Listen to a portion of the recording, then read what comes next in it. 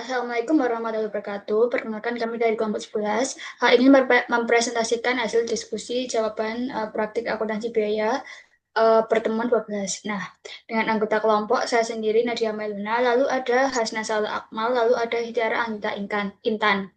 Yang pertama, alasan-alasan utama mengapa sistem perhitungan biaya PT Porindo perlu diperbaiki. Yang pertama adalah pelanggan yang beragam. Nah, pada awal operasinya, PT Porindo hanya memiliki satu jenis produk dan satu tipe pelanggan.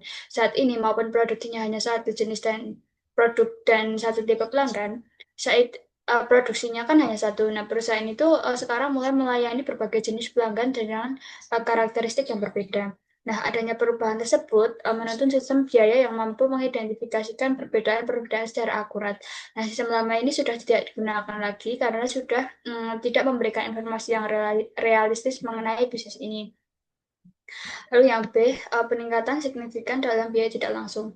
Nah, proses produksi melalui penggunaan teknologi dan otomatisasi menyebabkan adanya peningkatan biaya tidak langsung. Nah, biaya-biaya tersebut tidak berkaitan secara langsung dengan volume output, sehingga metode lama yaitu metode basis alokasi, nah jumlah potongan sosis yang dihasilkan untuk setiap kategori itu sudah tidak akurat. Jadi perusahaan itu membutuhkan pendekatan baru yang dapat menjaminkan penggunaan sumber daya yang tepat. Lalu yang C, tuntutan persaingan pasar.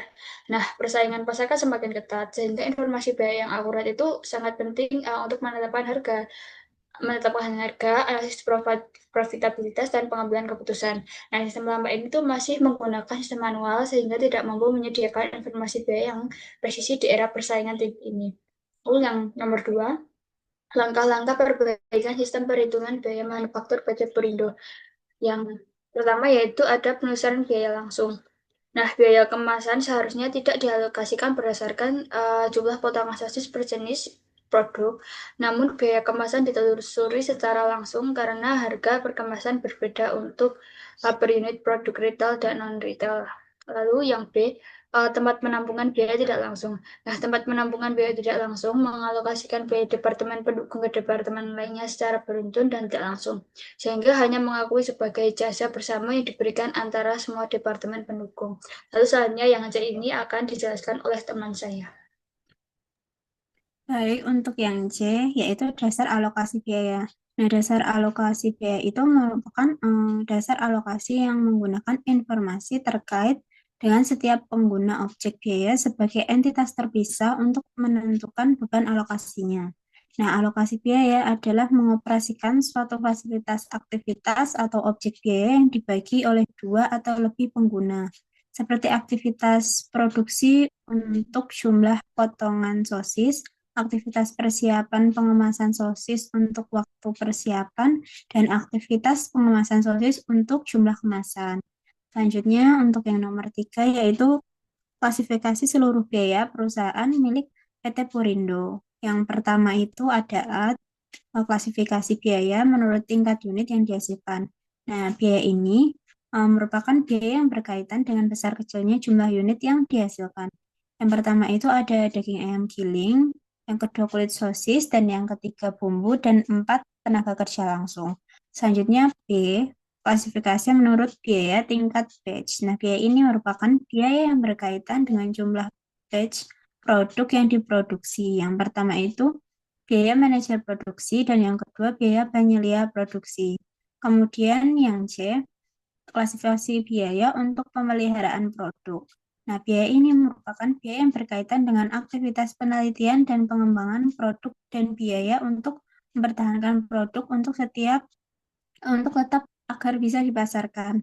Nah, untuk yang pertama itu ada biaya iklan, kemudian yang kedua biaya operasional truk pengirim, dua biaya departemen pemasaran, empat biaya departemen pengirim, lima biaya departemen teknik produksi, enam biaya kemasan, tujuh biaya pimpinan perusahaan, dan yang ke-8 biaya departemen administrasi dan umum. Kemudian D, klasifikasi biaya untuk pemeliharaan produksi. Nah, biaya ini merupakan biaya yang berkaitan dengan aktivitas dan mempertahankan kualitas yang dimiliki oleh perusahaan. Yang pertama itu ada biaya pemeliharaan gedung kantor, yang kedua biaya asuransi gedung kantor, yang ketiga biaya penyusutan gedung kantor, yang keempat biaya pemeliharaan kendaraan kantor, yang kelima biaya kebersihan kantor, Yang keenam, biaya operasional kendaraan kantor. Dan yang ketujuh itu biaya perawatan truk pengiriman. Yang kedelapan, biaya air pabrik. Kesembilan, biaya listrik pabrik. Sepuluh, biaya asuransi pabrik. Yang kesebelas, biaya kebersihan pabrik. Yang kedua belas, biaya penyusutan mesin pabrik. Yang ketiga belas, biaya pemeliharaan gedung pabrik. Dan yang keempat, biaya seragam karyawan pabrik. Dan yang kelima belas, biaya bahan tidak langsung seperti masker, sarung tangan, dan juga penutup kepala. Jadi selanjutnya akan dilanjutkan oleh rekan saya. Baik, yang selanjutnya adalah nomor 4 yaitu mengenai subsidi silang antar produk. Nah, di sini produknya kan ada dua, ada retail dan non-retail. Nah, untuk jumlah kemasannya, untuk retail adalah 800.000 dan non-retail adalah 320.000. Untuk jumlah potongan sosisnya, yaitu untuk retail 10 dan non-retail adalah 100.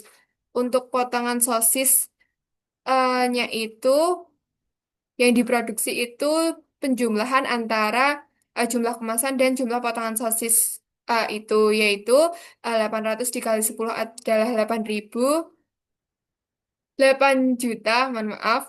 Yang non-retail adalah 32 juta. Nah, hasilnya adalah 40 juta. Untuk jumlah batch yang retail adalah 800 dan non-retail adalah 320. Untuk yang non-retail adalah 3.200, maaf. Nah, yang selanjutnya adalah biaya kemasan selama tahun 2015. Nah, di sini 800 itu untuk retail dikali dengan harganya yaitu 120, ini ada di buku, kemudian ditambah dengan 320 itu yang non retail dikali dengan 600, harganya ini tuh sudah ada di buku. Nah, hasilnya adalah 96 juta ditambah 192 juta, hasilnya adalah 288 juta. Yang selanjutnya adalah untuk produknya yaitu ada retail dan non-retail. Nah, jumlah potongan sosis yang diproduksi sudah ada di buku yaitu sudah ada di atasnya tadi yaitu 8 juta dan untuk non-retail adalah 32 juta. Hasilnya adalah 40 juta. Nah, untuk presentasenya untuk retail adalah 20% dihasilkan dari 8 juta dibagi dengan jumlahnya dikali 100%. Nah, begitupun dengan yang non-retail yaitu 32 juta dibagi dengan 40 juta dikali 100%. Nah, untuk alokasi biaya kemasan ini tuh dikalikan antara jumlah potongan sosis yang diproduksi dengan presentasenya, yaitu 8 juta dikali 20%, hasilnya adalah 57.600. Kemudian, eh maaf, yaitu pengaliannya antara Pengaliannya antara 20% dikalikan dengan 288 juta, hasilnya adalah 57.600. Kemudian untuk yang non-retail adalah 80% dikali dengan 288 juta, itu hasilnya adalah 230.400, itu tuh hasilnya adalah 288 juta. Nah, yang selanjutnya adalah alokasi biaya kemasan menggunakan sistem perhitungan ABC. Nah, untuk produknya adalah retail dengan jumlah kemasan adalah 800, kemudian untuk non-retail adalah 320. Untuk harga per kemasan sudah ada di atas dan di buku ya, yaitu ada 120 dan 600 untuk non-retail. Nah, alokasi biayanya itu dikalikan, hasilnya adalah 96 juta untuk retail dan 192 juta untuk non-retail. Hasilnya adalah 288 juta. Nah, yang selanjutnya adalah biaya departemen teknik. Nah, alokasi biaya departemen teknik menggunakan perhitungan eh, bi- biaya saat ini yaitu produk ada retail dan non-retail dengan jumlah potongan sosis adalah 8 juta dan non-retail adalah 32 juta. Hasilnya adalah 40 juta. Untuk presentasenya sama kayak perhitungan di atas yaitu jumlah potongan dibagi dengan totalnya dikali 100% yaitu 20% untuk retail dan 80% untuk non-retail.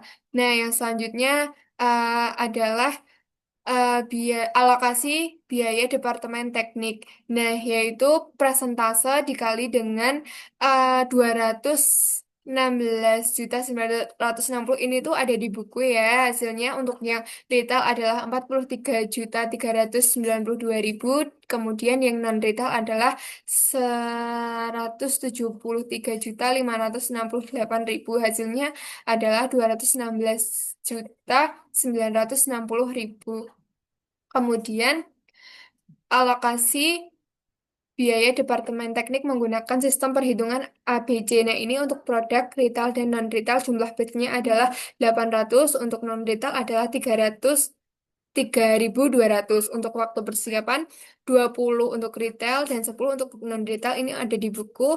Kemudian total waktu persiapan adalah pengalian dari jumlah batch sama waktu persiapan. Untuk retail adalah 16.000. Kemudian untuk non-retail adalah 32.000, hasilnya adalah 48.000. Nah, presentasenya adalah eh, total waktunya di waktu persiapannya dibagi dengan totalnya itu dikali dengan 100%, hasilnya adalah 33%. Untuk yang non retail adalah 67%. Nah, alokasi biaya departemennya yaitu untuk presentase dikali dengan 216.960, hasilnya adalah 72.320. Untuk retail dan yang non retail adalah 144.640. Yang selanjutnya yang terakhir ini tuh untuk pembandingan mengenai produk retail dan non retail. Nah, dengan sistem perhitungan biaya saat ini untuk yang biaya kemasan adalah 57.600. Untuk retail, biaya Departemen Tekniknya adalah 43.392.000. 43.392. Kemudian untuk total biayanya adalah 100.992.000. Kemudian untuk sistem perhitungan biaya ABC-nya ada biaya kemasan ada 96 juta. Kemudian biaya Departemen Teknik adalah 72.320.000. Kemudian total biayanya adalah 168.320. Nah, ini tuh pembebanan biayanya terlalu tinggi atau rendah. Ini tuh terlalu rendah karena itu tuh pengurangan dari total biaya sama total biaya yang perhitungan ABC itu tuh menghasilkan minus 67.328.000. Nah, untuk produk non retail juga sama seperti itu, seperti produk non retail yang kita dapatkan hasilnya dari atas. Nah, kemudian dijumlahkan hasilnya adalah kemudian dikurangkan antara total biaya dan total biaya dengan perhitungan ABC adalah hasilnya 67.328. Ini tuh pembebanan biaya terlalu tinggi karena tidak tidak minus seperti yang produk retail. Artinya nilai subsidi silang antar produk sebesar 67.328.000. Eh, Baik, itu saja yang dapat kelompok kami sampaikan. Maaf jika ada kesalahan.